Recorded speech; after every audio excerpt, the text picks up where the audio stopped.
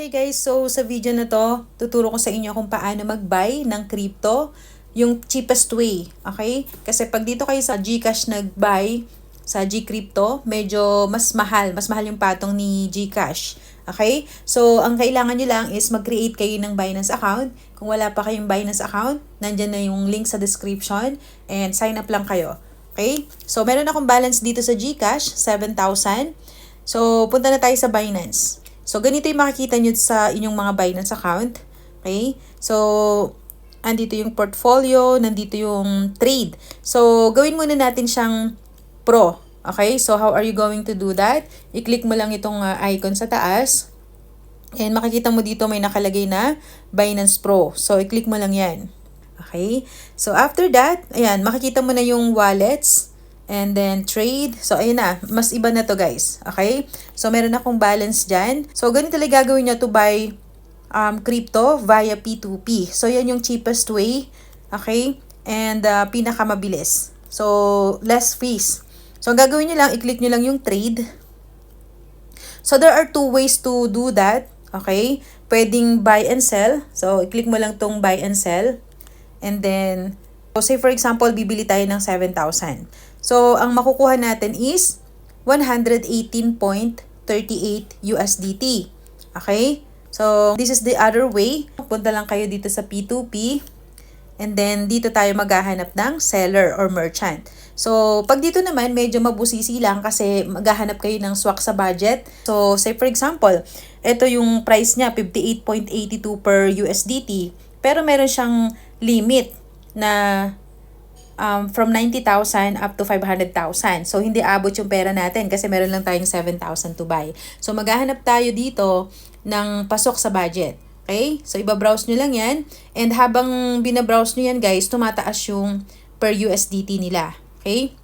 So, hanapin natin yung pasok sa budget. So, hanapin lang natin yung may 7,000 and below. So, ito guys, 58.95. And ang limit niya lang is from 3,000 up to 11,000. Tapos, ito yung mga mode of payments. So, pasok din to kasi may GCash. Okay? So, click natin yung buy. And let's see kung magkano yung difference. So, 7,000 din, no? Ang ilalagay natin. So, dito, ang makukuha natin is 118.74. So, almost the same. Okay? Magkano kanina? 118.38. Compute natin. 0.74 minus 0.38. So, ito yung difference niya. 0.36 USDT. So, yan yung difference. How much is that kung i-compute natin? Yan. So, 0.36 is 21 pesos din yon. So, pwede nyong gawin is dito na lang tayo mag-buy sa P2P kasi meron kang masasave na kahit konti. Ang kinaibahan lang dito is medyo maproseso siya. Okay? So, 7,000. Tapos, i-click natin yung place order. Okay. So, first thing na gagawin nyo guys, once na nakapag-place na kayo ng order, i-chat nyo muna yung seller. Okay? Para to make sure na tama yung susendan nyo and meron kayong communication ng seller. By the way, dito guys dapat same ng account nyo sa bank account or GCash, dito din sa Binance. So, magkapareho dapat yan. Pag third party, pwedeng hindi i-release. Magkakaroon kayo ng delay no, sa processing. At natin, hello.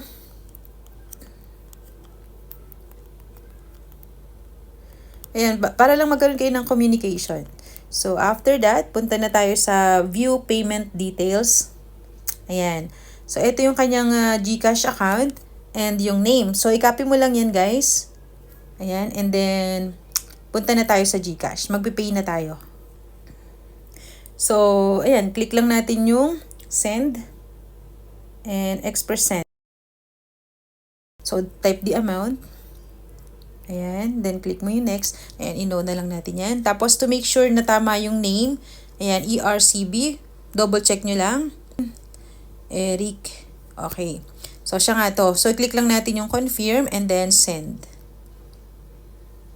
Alright, so i-download natin yung receipt. Kasi kailangan natin to as proof, no? Isa-send natin to sa seller. So, balik na tayo sa Binance. And dito, pwede mo siyang i-chat ulit na sabihin mo na sent na. Okay? I-message lang natin siya na sent na. Tapos, i-attach natin yung screenshot. Okay? Screenshot nung payment natin as proof.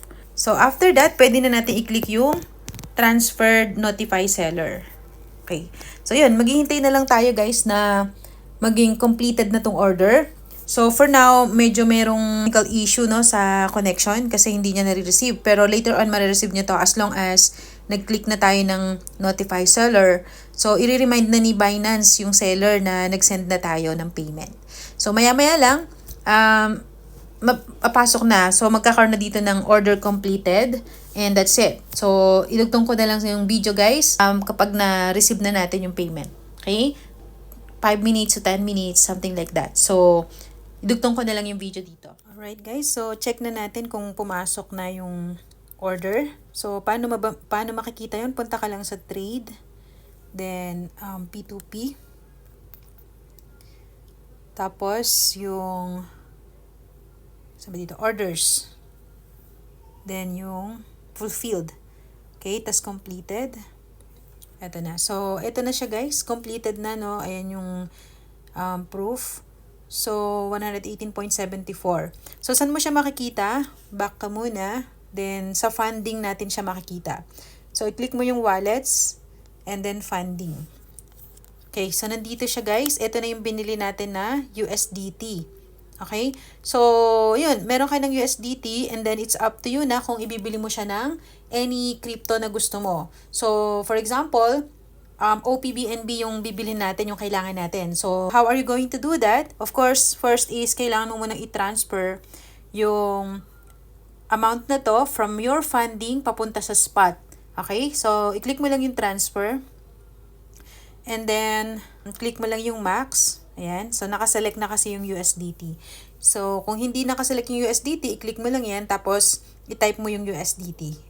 Alright. So, after that, i-click mo lang yung max ulit para malagyan ng amount. And then, confirm transfer. Okay. So, done na siya guys. Makikita mo na siya ngayon sa spot balance mo. Okay. Punta ka muna dito sa wallets. And, ito na siya guys. Meron na akong ayan, i-refresh mo lang siya guys. Ayun. So, sumama na yung 118 dito. Okay? So, here's my balance. Now, how you going to buy? Click mo lang tong trade. And dito sa may arrow down na yan. Okay, punta ka lang dyan. Then, i-type mo yung BNB. Then, select that. Okay, so BNB USDT na yung ating iti-trade. So, we're like buying BNB, no? So, pwede mo i-click yung market. Okay, pagka kinlik mo yung market kasi, kung ano yung price ngayon, current price, yun yung amount na mabibili mo. So, say for example, bibili ka ng in USDT, no? So, para mas alam mo siya, para mas madaling i-estimate, i-click mo lang ulit yan, and then select mo muna yung limit. Tapos, i-type mo dito, total USDT. For example, bibili ka lang ng $100. So, i-type mo yan. So, lalabas na kung magkano. So, tandaan mo lang, 0.152. Okay? So, ngayon, ipiliin mo na ulit yung market.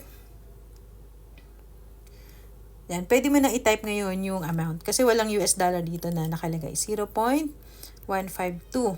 Okay. So, that way, alam mo na kung magkano yung bibilhin mo, 'di ba? So after that, i-click mo lang yung buy BNB and mababay mo na siya kung ano yung current price diyan pag market yung sinelect natin. Okay? So pag nagmamadali ka, yun na lang talaga yung kailangan mong gawin para hindi ka na maghintay ng matagal. Okay? So assuming nakabili ka na, since meron naman ako ditong BNB, okay? Ayan, meron akong balance na BNB. So ita-transfer natin to sa MetaMask. Okay, punta ka lang sa MetaMask.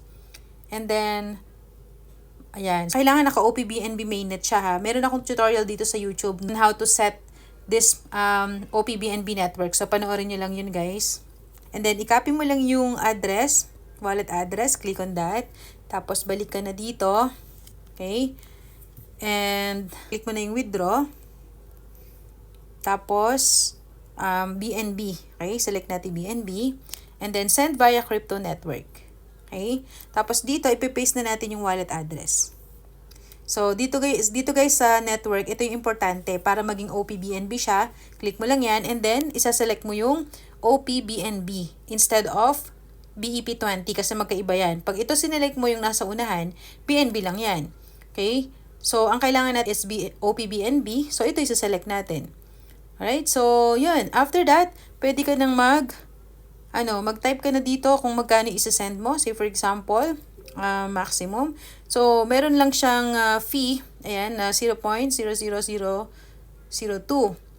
So, yun lang yung charge dito. And then, OPBNB na po, papasok na siya sa inyong mga MetaMask.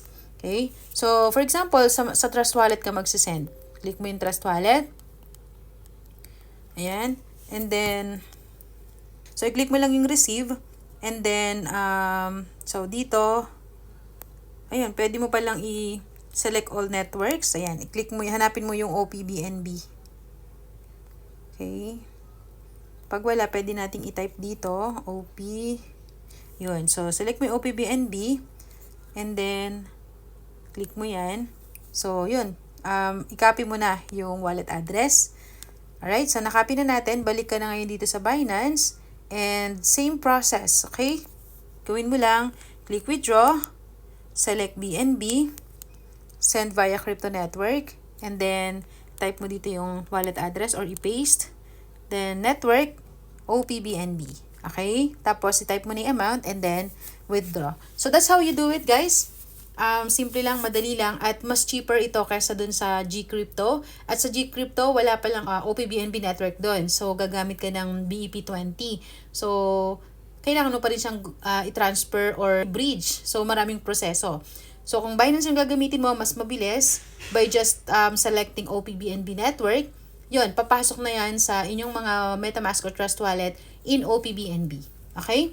So, next is, itong USDT ang kailangan natin sa Tornado. Okay? So, eto na yung USDT. Wala kang ibang kailangan gawin dyan kung di i-withdraw yung USDT na yan. Okay? So, let's click on withdraw. Select USDT. And send via crypto network. Okay? So, dito guys, itatype mo lang dito, no? I-paste mo lang yung wallet address na kinapi natin. And then sa network, so, ang saselect nyo lang is OPBNB. Okay? So, this time, USDT na. And I have 432. So, ang isa-send ko muna is 400. So, I will send 400. And, yeah, make sure na everything is correct. So, wala siyang fee, no, sa pag-transfer. Okay, I'll click on withdraw now. And confirm. So, this is regular USDT, guys. Pero, since ginamit nating network is OPBNB, so, yun ang papasok sa ating MetaMask wallet. Okay? So, meron pa tayong next na gagawin dito, no? After that. So punta na tayo sa MetaMask. And let's see kung dumating na yung winidraw natin, no, from Binance. So, dito guys is, kailangan natin i-import yung USDT. So, click mo yung import. Okay? So, ilagay ko na lang dito sa description yung contract address ng USDT. Okay? Kunin natin dito.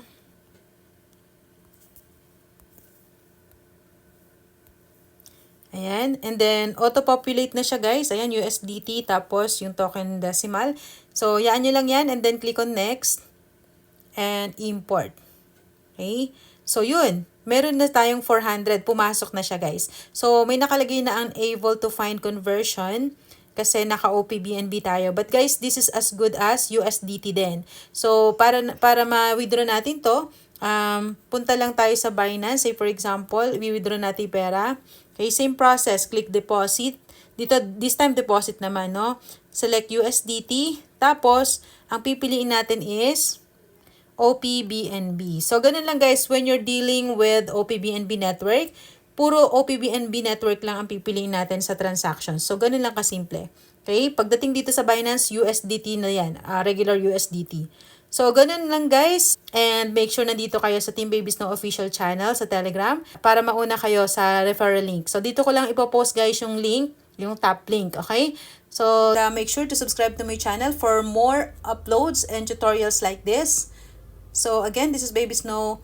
Thank you so much for watching. Happy earnings everyone. Bye-bye.